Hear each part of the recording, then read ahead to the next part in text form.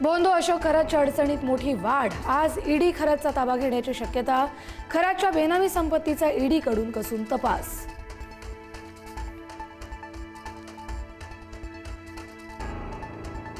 अटकेपूर्वी खरातचा होता परदेशात पलायनचा प्लॅन। खरात अटकेपूर्वी बनावट खात्यांमधून केले संशयास्पद व्यवहार। 3 महिन्यात बेनामी खात्यांमधून 52 कोटी काढून होता पलायनाचा प्लॅन।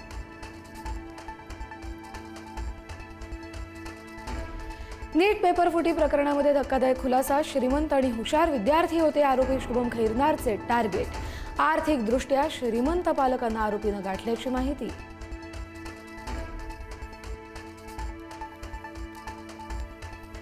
टीसीएस धर्मांतर प्रकरणी लवकरच दोषारोपपत्र दाखल होणार। तब्बल 1000 पानांचं पहिलं दोषारोपपत्र दाखल होण्याच्या तयारीत। निदा खानसह इतर आरोपींच्या गुन्ह्यांची सविस्तर कुंडली मांडली जाणार।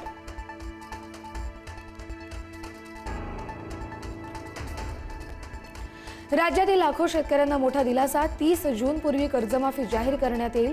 कर्जमाफी योजनेचं काम अंतिम टप्प्यात। मुख्यमंत्री फडणवीसांची माहिती।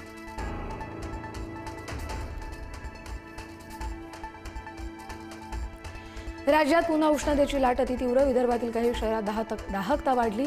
अकोला, अमरावती आणि वर्ध्याचा पारा 46 अंशांवर।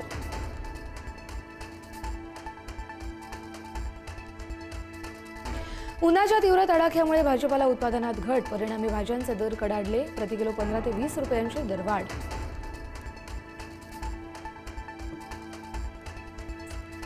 केरळच्या नव्या मुख्यमंत्र्यांचा आज शपथविधी। व्ही.डी. सतीशन आज घेणार मुख्यमंत्री पदाची शपथ। तिरुवनंतपुरममध्ये होणार भव्य शपथविधी सोहळा।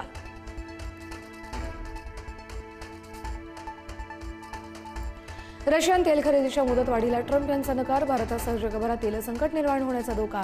जागतिक बाजारात कच्च्या तेलाच्या दराचा भडका।